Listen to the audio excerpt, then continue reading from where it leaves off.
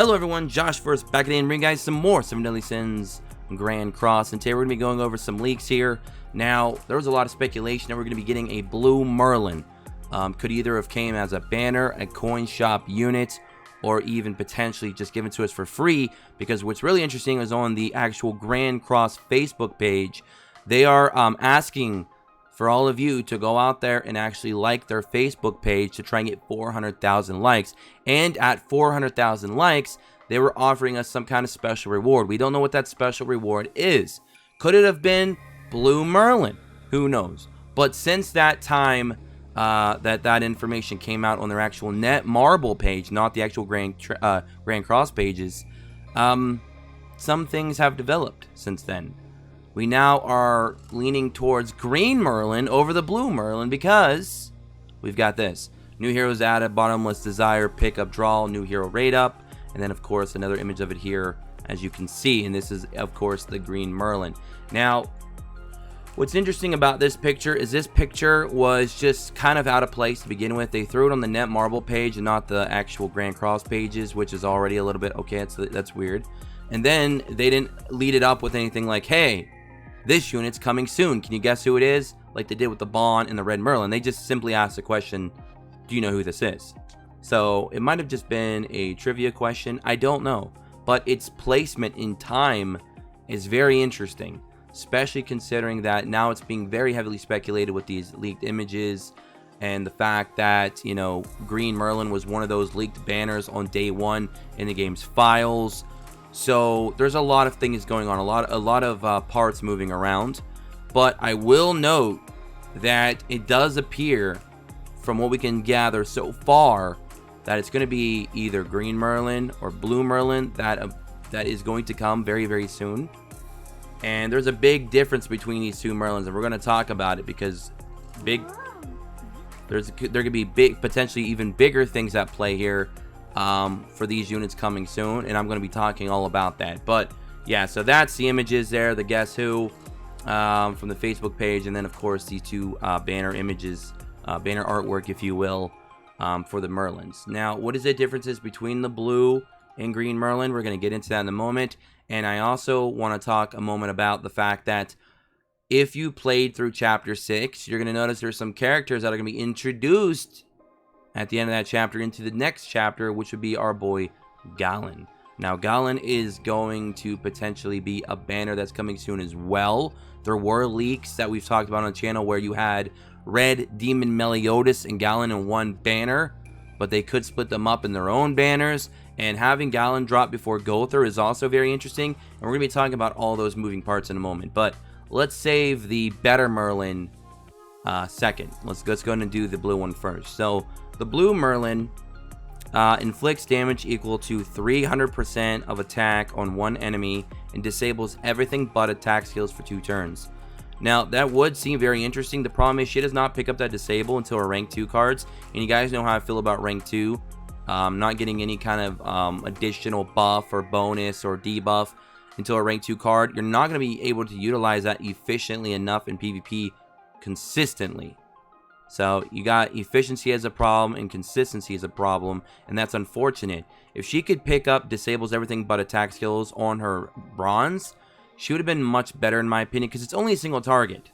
So it makes no sense. If this was AoE, then I can understand the fact that they don't want to make her too busted, so we'll put that on the rank 2 and 3 card. That's fine. But it's only single target. So not having that on her rank 1 card, just kind of, it's a little bit of a bummer. Her skill 2, Curse Engagement, inflicts damage equal to 250% of attack on all enemies, decreased skill ranks, then depletes the ultimate move gauge by the number of skill ranks decreased. Now this is very, very good, and I am glad that they actually gave that to her on her rank 1, but the damage modifier on that rank 1 is very, very low. Even for AoE standard, that's a very low multiplier, so I don't see her doing much damage. I do like that it is decreasing skill ranks. That could be very good in PvP. However, her base damage, so it's gonna be what, 540 at SSR level 1. Her HP is at 6400. She's got 20% crit chance and very low crit damage at base. Really? yeah, I don't know. I mean, if I'm going by her attack at 540, the fact that she's also a blue type, and the way the meta is right now in PvP, being very, a lot of green units running around like Jericho, Gale Thunder, Bond, I'm just, I'm not really even seeing her value right now in PvP, to be honest. I'm just not seeing it. Because like I said, the decreased skill ranks is nice, but she doesn't even pick up the deduction of ultimate move gauge until rank 3. So it's like she seems to be having a problem with getting her better effects off on higher ranking cards opposed to the lower ranking cards. And I can just kind of see right now that's going to cause a lot of consistency problems with running this character. So that's unfortunate. It is unfortunate. Now on her, we're just going to go ahead and go by her combined attack since it's the higher one. Inflicts damage equal to 630% of attack on one enemy, which can go to 945. Disables attack skills for 2 turns. Now that is nice. Disabling attack skills in PvP is probably a little bit better in my opinion right now, currently on global, than disabling everything but attack skills. Because that takes away like what? Healing, takes away debuffs, takes away cleanses. That's all well and good. But if they can still attack you, they can still kill you. So there's that. So I don't know. I mean, her ultimate, I mean, disabling attack skills is nice, but the fact that you have to use an ultimate to get that off, and with the fact that you're going to be throwing away a lot of rank 1 cards that aren't really going to be doing too much, I'm not really liking her kit. Let me know what you guys think in the comment section below, but I'm not really liking her kit, to be honest. Now for her passive, increases the hero's attack by 2% per debuff on the hero. So that is a terrible passive. You want to allow the enemy to debuff you so you can increase your attack by just a minuscule 2%. So you're not really going to be getting much attack out of that unless you have a ton of debuffs, which by then you might be dead or very close to it or in danger of dying, which also puts you in danger of potentially losing the battle. So in terms of PvP, that's even worse. Now in PvE, you might be able to get away with this, but in PvP, ouch. So geared PvP and ungeared, that just I don't know. I'm not really feeling it. Maybe on the JP side, there's events right now going on where debuff stacking isn't too much of a problem for you. But on global right now, I'm not seeing that being very viable. It's just, her whole kit just seems to work against her. I don't know. I'm not a fan. If this is indeed the next banner, I'm probably going to do in my summoner skip video, I'm going to say this is an easy skip. If she's indeed our next banner, I'd say this is an easy skip. But what's interesting about her in the green one, I believe the green one would be the same case. Yes, so we'll just do it on the green one. I'll talk about some other things on the green Merlin. So for the green Merlin, the Bore Sin of Gluttony, Great Mage Merlin. Her skill 1 inflicts damage equal to 450% of attack on one enemy and depletes 3 ultimate move gauge orbs. Now, already you can see the difference between this Merlin and the blue one. She's already picking up those additional things on her rank 1 because it's a single target attack. So picking those additional buffs or debuffs or just bonuses up on a rank 1 card on a single target makes a lot of sense. Because otherwise, you're just going to be doing 120% damage on a single target attack, and that's terrible. That's absolutely terrible. So the fact that she can also deplete 1 ultimate move gauge, kind of like what SR Bond can do, is very, very crucial to a lot of different content in the game. So this is very good. I really like this skill 1 that she has. And it even goes up pretty high. If you can get a rank 3 off, that's a good bit of damage. And depletes 3 ultimate move gauge. That can literally cuck an opponent so hard if you can pull off a rank 3. Even a rank 2 is not bad because, yeah, it's still only 1 ultimate move gauge, but damn, that multiplier goes up pretty nice. 120 to 300. Not bad. Now her rank 2, this is a buff card. Creates a barrier around all allies equal to 150% of attack. So that already tells you right away you're going to be building her based on attack because you're going to want to, of course, make use of those barriers. And notice that for 2 turns on a rank 1. That, again, just a superior skill set to the blue one. She's picking up the things that you want her to get. I mean, she's already getting a 2-turn barrier on a rank 1 card. 150%. And then a rank 2 goes to 225. And then a rank 3, 375. And they're all for 2 turns. I would like to see the rank 3 go up to 3 turns. Just because I feel like a rank 3 card is just a lot harder to pull off. but I'm not going to nitpick too much. That is a very good buff. Very good. That's going to be utilized in pretty much every game mode in the game, because who doesn't want free barriers?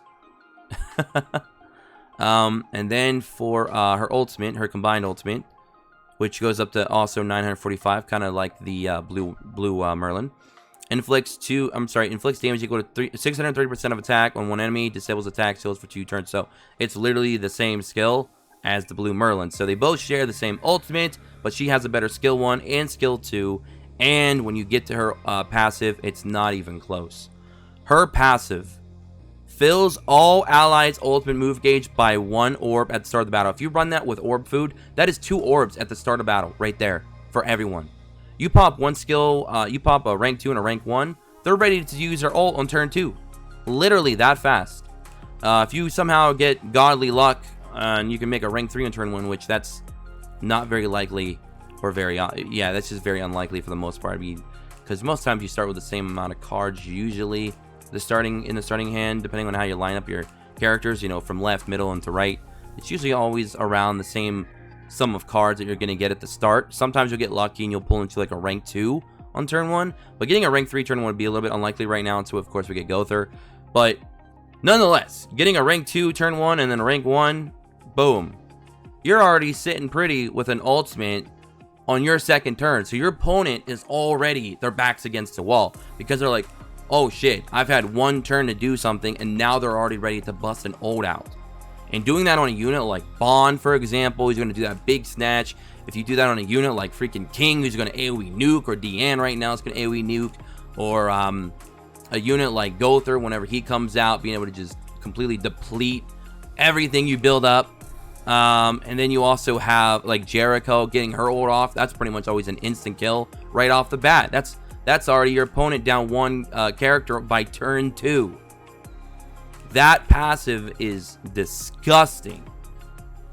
But enough talking about Green Merlyn and how good she is. And in case some of you are wondering, is Green Merlyn better than Red Merlyn?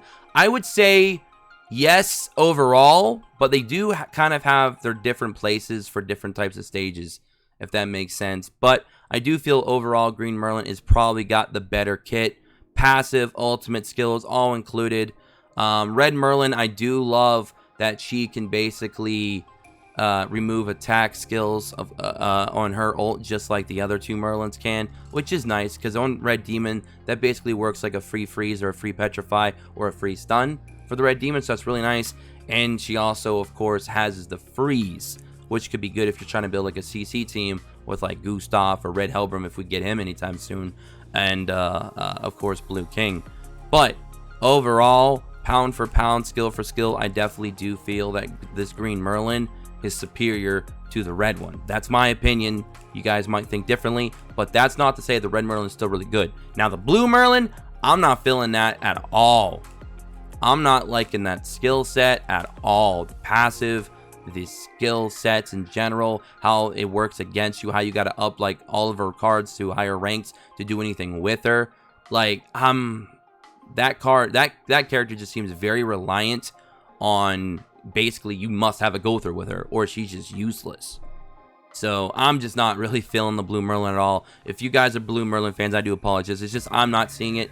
But the green one and the red one are very good. Green one I think takes the cake right now in terms of all 3 of how good she really is. I'm just liking this entire skill set. It just seems very powerful and very versatile. Now her associations here. Now this is where it gets interesting with these Merlyns.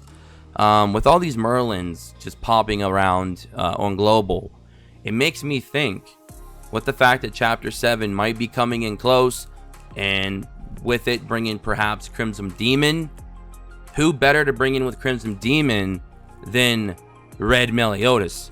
And we're going to go ahead and look at Red Demon Meliodas, and we're going to go ahead and also look at, I think that's actually, we're actually going to maybe look at Gallant, but we'll see. Yeah, alright. So this is Red Demon Meliodas. Now this is a unit that might be coming soon with potentially Chapter 7. I don't know. It's just with the way things are being now thrown out there and the way the story is going with actual chapters, you know, from Chapter 6 to Chapter 7, it really looks like we're going to be going into that Gallant and Demon Meliodas. which has been a leaked banner before. And this is the only reason I'm even talking about Red Demon Mellie Otis being a possibility. Is really, well, there's really just two reasons.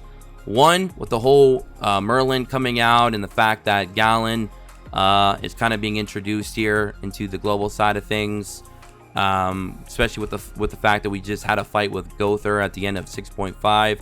So there's a lot of things, there's a lot of moving parts coming in at one time, and it's a little bit crazy. And the fact that these things were all leaked. So the next banner could be Green Merlin. It could be Red Demon Mellie Otis. It could be Galen. It could be both those units in a banner that's also been leaked. It could be Gother in a banner by himself.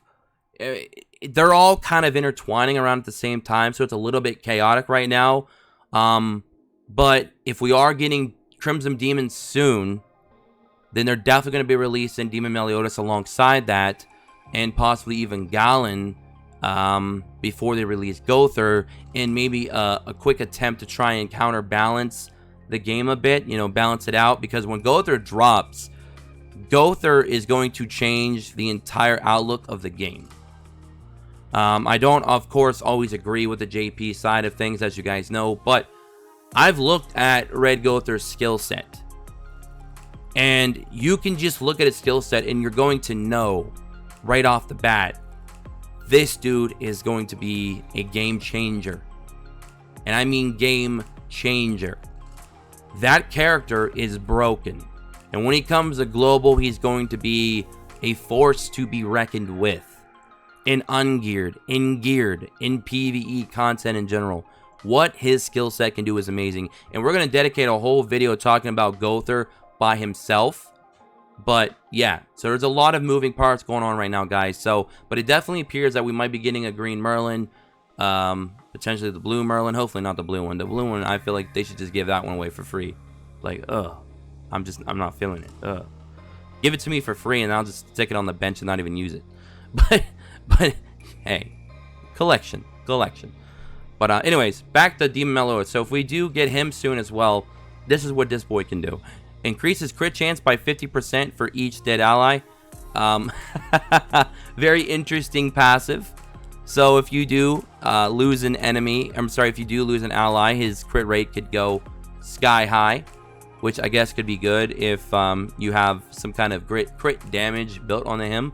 Could be useful in Crimson Demon, because if you do, for whatever reason, lose an ally in a demon fight, which is common. People lose allies all the time in demon fights. You can make good use of that crit chance. I mean, I'm not going to say it's terrible, but it's very situational. Let's put it that way. It's situational. But anyway, it inflicts damage equal to 108% of attack on one enemy, ignites for 3 turns. Of course, that goes all the way up to 450% and 3 ignite effects for 5 turns. Now, as you guys already know, ignite, as I talked about with my farming video with Gila, ignite is crazy, because you can stack this infinitely. Obviously, there's going to be a limit to how many you can stack based on how many turns go around and how many you can apply before those turns start to wear down. But the fact that you can apply 3 with a rank 3, and then you can do like an ignite with rank 1. Like if you go into like a rank 3 into a rank 1, you now have 4 ignites, which means the damage taken is going to increase by 40% right there, real quick.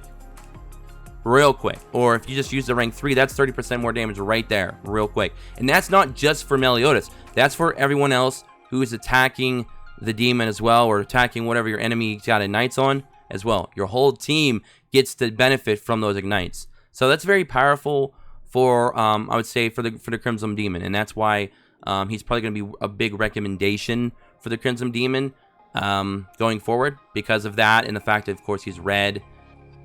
And the demon will be green, so there you go. And that's for 5 turns too, so these are really long turns. 5 turns, 4 turns, even 3 turns for the rank 1. Very, very nice. Blaze Burst inflicts damage equal to 220% of attack on one enemy. That, of course, will go up to Infects for 2 turns. So he picks up Infect. Infect restricts recovery-related stats, so they can't recover. So the damage goes from 220 to 360. Now, unfortunately, the rank 2 only picks up the Infect, so that's not really the best thing in the world. I mean, I don't mind it that they can, you know, it restricts recovery related stats, which is fine. But I would like to have seen more damage.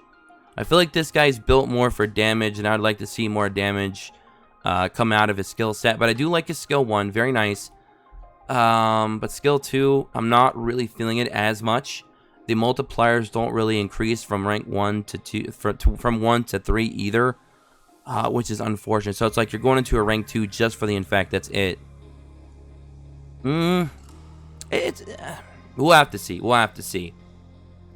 We'll have to see. Now his combined attack inflicts weak point damage equal to 440% of attack on one enemy. Now, weak point, a lot of you might be very familiar with that because of our girl Jericho. So weak point does 3 times damage against debuffed enemies. His multiplier is actually pretty low as well for damage. He only goes up to 660. And his base multiplier is only 440, and that's with a combined attack, not even just a normal ultimate. So he's got a low multiplier, but it can pull more damage out of it because of the 3 times more damage. So that 440% can actually go up pretty quick. So I can kind of see how they balance him a bit by making the multiplier low because of having weak point on an ultimate.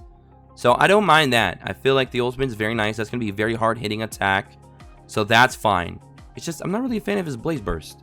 I mean, I'm glad, I guess if you think about it, he gets his own debuff just so he can, of course, use weak point, but you got to use a rank 2 card to pull that off. And you're not getting any more damage out of it versus the rank 1. So I feel like for debuffing, you probably just pair him up with somebody else that has a better debuff, if that makes sense. So, yeah, I mean, hitting this guy off of a rank 3 freeze on Red Demon should be fun. If I do pull this guy whenever he comes out, and I do some tests, I definitely want to do that because that'll be some funsies going down on the Red Demon. So yeah, that's pretty much it for this video, guys. I mean, a lot to go over. I just tried to cover some of the characters that were possibly all coming out around a relatively same time or close to each other. It looks like a Merlin is coming out next week, but that could be quickly changed. We could get swerved. So there is no guarantees, but I think I've covered all of the characters that it could be outside of Red Hellbroom. And if it is Red Hellbroom, then, well, rip me. Rip me. I'm going to have to go back and make another video talking about Red Hellbroom. We'll see. But right now, from the leaks, from the way they're posting things, it looks like Green Merlin could be coming soon, Mellie, Otis, or even Gallon. Now, I've not talked about Gallon yet. I'm going to talk maybe more about him in the Gother video, which I might post tomorrow.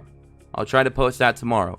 So we'll talk about Gallon and Gother tomorrow, because I feel like they kind of go hand in hand with, you know, possibly counters and how one can break the game, how one can help stop breaking of the game, but not be that good of a character. I mean, there's a lot of things to go over when it comes to Gallon and Gother. So we're going to talk about all that in its own video. This one's went on long enough, but I hope you guys do enjoy. Nonetheless, all kinds of craziness going on the global side of the game, guys. So don't forget to hit that like button, tick notifications, join us in the Discord below. And which one of these characters was your favorite character? And which character was your worst or your least favorite? Let me know in the comment section below. And don't forget to join us in the Discord below as well. And I'm going to talk to you guys all in the next one. Until then, peace.